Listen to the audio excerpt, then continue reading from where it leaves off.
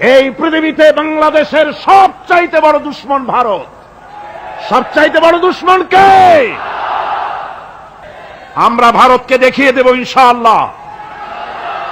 জিহাদের প্রেরণা নিয়ে যদি প্রয়োজন হয় বাংলাদেশের যুদ্ধ যদি করা লাগে ভারতের সাথে, আর যুদ্ধ করা লাগবে, রাসূলুল্লাহর ওয়াদা আছে।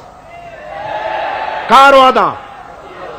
নাসাই শরীফ, ইবনে মাজাহ, এই ৭৭ দুটি হাদিসের মধ্যে হযরত আবী হুরায়রা রাদিয়াল্লাহু তাআলা আনহু বর্ণিত হাদিস রয়েছে। বলেছেন দুই শ্রেণীর লোক কিয়ামতের দিন জাহান্নাম থেকে মুক্ত হয়ে যাবে। এক শ্রেণী হচ্ছে যারা ঈসা আলাইহিস সালামের সাথে সাথী হয়ে যারা লড়বে আর শহীদ হবে, কিয়ামতে তারা জান্নাতে যাবে, জাহান্নাম থেকে মুক্ত। আর দ্বিতীয় শ্রেণী ভারতের সঙ্গে একটা যুদ্ধ হবে, রাসূল বলেছেন হিন্দুস্তানের সঙ্গে একটা লড়াই হবে। ওই লড়াইয়ে যারা শহীদ হবে, রাসূলুল্লাহ বলেছেন কিয়ামতের দিন জাহান্নাম থেকে আল্লাহ মুক্ত করে দেবে।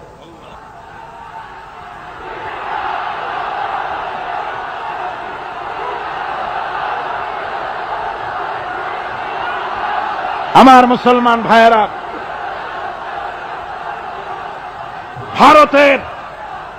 ভারতের জনগণের সাথে আমাদের কোনো বিদ্বেষ নাই, ভারতের জনগণের সাথে আমাদের কোনো শত্রুতা নাই, ঠিক কিনা? আমাদের দুশমনী নরপশুর সাথে।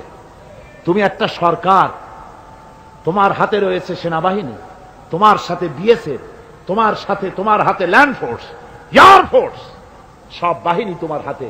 মসজিদ ভাঙে চোখের সামনে, তোমার বাহিনীর লোকেরা অস্ত্র নিয়ে দাঁড়িয়ে থাকে, একটা ফাঁকা গুলিও করলো না। করছে একটা ফাঁকা গুলি? মুসলমানেরা প্রতিবাদ করলো, সেই প্রতিবাদের মুখে মুসলমানদেরকে গুলি করে করে মারা হলো। কারফিউ দিয়ে পুলিশেরা মুসলমানদের ঘরে ঢুকে মুসলমানদেরকে বের করে এনে বেয়নেট চার্জ করে শহীদ করে দিয়েছে। দিল্লি, মিরাট, থামো। দিল্লিতে, মিরাটে, কলকাতায়, বোম্বে, মাদ্রাস, গোটা ভারতে সাম্প্রদায়িক দাঙ্গা দিয়ে ডুবিয়ে ফেলেছে। মুসলমানেরা আজকে সেখানে এতিম অবস্থায় পড়ে আছে।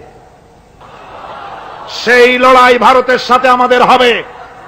ওই লড়াই যেদিন বাঁধবে, বাংলাদেশের সেনাবাহিনী, air force, land force, police শুধু এরাই যুদ্ধ করবে না, বাংলাদেশের 12 কোটি তৌহিদি জনতা শহীদ তিতুমীরের বাস হাতে নিয়ে ভারতকে পিটিয়ে ঠান্ডা করবে ইনশাআল্লাহ।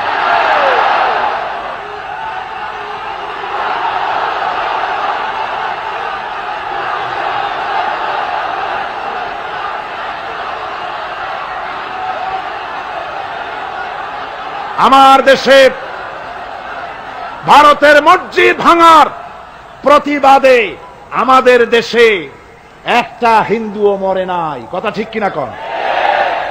কিন্তু ভারতে ভেঙেছে তারা বাবরি মসজিদ, আমার দেশের 15 জন মুসলমান পুলিশের গুলিতে নিহত হয়েছে। আমার দেশে হিন্দু মরে নাই, তোমরা আমার দেশে সেখানে আমার মুসলমান মেরেছ। হযরত আব্দুল্লাহ বিন ওমর রাদিয়াল্লাহু তাআলা আনহু বলছেন যে আমি রাসূলের সঙ্গে কাবা শরীফ তাওয়াফ করতেছিলাম, আমি বলতে শুনলাম রাসূল বলছেন, হে কাবা, তোমার কত মর্যাদা, তোমার কত সম্মান, তুমি কত মহান, তোমার কত ইজ্জত। তবে কাবা শুনে রেখো, আল্লাহ রাব্বুল আলামিনের একটা মুমিন বান্দার যে মর্যাদা, তোমার মর্যাদা যত হোক একটা মুমিনের চাইতে নিশ্চয়ই বেশি নয়। তোমরা মসজিদ ভেঙেছো আর আল্লাহর মুমিন বান্দাদেরকে ভেঙেছো। ভারত সরকার শুনে রাখো, মসজিদ ভাঙো নাই, তকদির ভেঙেছো। মসজিদ যেভাবে মসজিদের ইটগুলি টুকরা টুকরা হয়েছে, গোটা ভারত আজ হোক কাল হোক মসজিদের ইটের মতোই টুকরা টুকরা হয়ে যাবেই যাবে ইনশাআল্লাহ।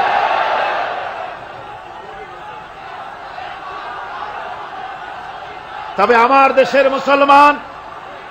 আমার দেশের মুসলমানদেরকে মনে রাখতে হবে, আমরা প্রতিশোধের নীতিতে বিশ্বাস করি না। ভারতের বাবরি মসজিদ ভাঙার ব্যাপারে বাংলাদেশের কোন হিন্দু দায়ী নয়, কথা বুঝতে পেরেছেন? আমরা একজনের অপরাধের শাস্তি আর একজনকে দেই না।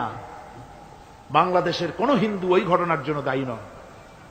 আমাদের দেশে মন্দির 2-4টা ভেঙেছে, আমরা খবর নিয়েছি, এই মন্দিরগুলি মুসলমানেরা ভাঙে নাই, এই মন্দিরগুলি ভারতের এজেন্টদের উস্কানিতে হিন্দুরা নিজেরা ভেঙেছে, মুসলমানেরা ভাঙে নাই। ভারতীয় দালালেরা বাংলাদেশের সারা পৃথিবীতে সাম্প্রদায়িক সম্প্রীতির ভাব মূর্তিকে ক্ষুণ্ণ করার জন্য এই কাজ তারা করেছে। নরসিংদীতে, আরে মিয়া থামো না, নরসিংদীতে সেখানে দেখা গেছে গভীর রাত্রে কাপড়ের দোকানদার হিন্দু ঘরের সমস্ত কাপড় চোপড় সরাইয়া নিজের দোকানে আগুন দিতে গিয়েছে, পুলিশ তখন তারে ধরেছে। ভারতের পা চাটা গোলামেরা হিন্দুদের দিয়ে এই কাজগুলি করাইছে, কোন মুসলমান মন্দির ভাঙে নাই। বাংলাদেশ গোটা বিশ্বের বুকে সাম্প্রদায়িক সম্প্রীতির সহস্র বছরের উজ্জ্বল দৃষ্টান্ত। আলহামদুলিল্লাহ পড়ে। তার কারণ হচ্ছে আল্লাহর নবী বলেছেন সংখ্যালঘু মুসলিম এলাকায়, সংখ্যাগরিষ্ঠ মুসলিম এলাকায় সংখ্যালঘু অমুসলিম যারা, তারা হতেছে পবিত্র আমানত। ওই আমানতের কেউ যদি খেয়ানত করে, অর্থাৎ অমুসলিমদের উপরে যদি কেউ অত্যাচার করে, তাহলে আমি নবী মুহাম্মদুর রাসূলুল্লাহ সাল্লাল্লাহু আলাইহি ওয়াসাল্লাম কিয়ামতের দিন আল্লাহর দরবারে মুসলমানদের বিরুদ্ধে মামলা দায়ের করব।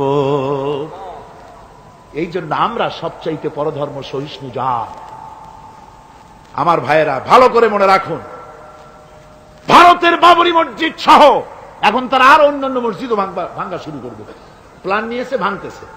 তাজমহলকেও তারা ভাঙবে, অন্যান্য মসজিদও ভাঙবার পরিকল্পনা নিয়েছে।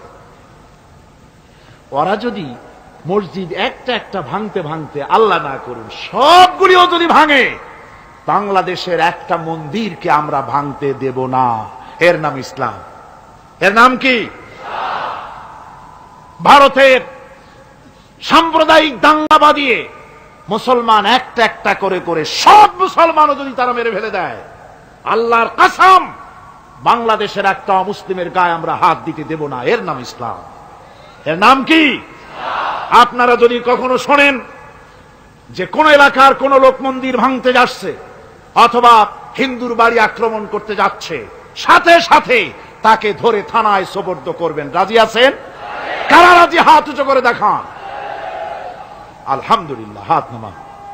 এই সাম্প্রদায়িক সম্প্রীতি বাংলাদেশে অতীতে ছিল, এখনো থাকবে ইনশাআল্লাহ, ভবিষ্যতেও থাকবে ইনশাআল্লাহ। বলেন ইনশাআল্লাহ। আমাদের শত্রু, আমি বারবার বলছি, হিন্দুরা শত্রু নয়, শত্রু হচ্ছে ভারতীয় এজেন্ট যারা, ভারতের দালাল যারা, ওরা আমাদের দুশমন। ঠিক কিনা? তারা বাংলাদেশের স্বপ্ন এখানে বসে দেখে, পত্রপত্রিকার মাধ্যমে, টিভির মাধ্যমে হাজারো প্রচেষ্টা তারা চালিয়ে যাচ্ছে ইসলামের বিরুদ্ধে। সুতরাং ইসলামকে জমিনে টিকিয়ে রাখার জন্য চাই সংগ্রাম।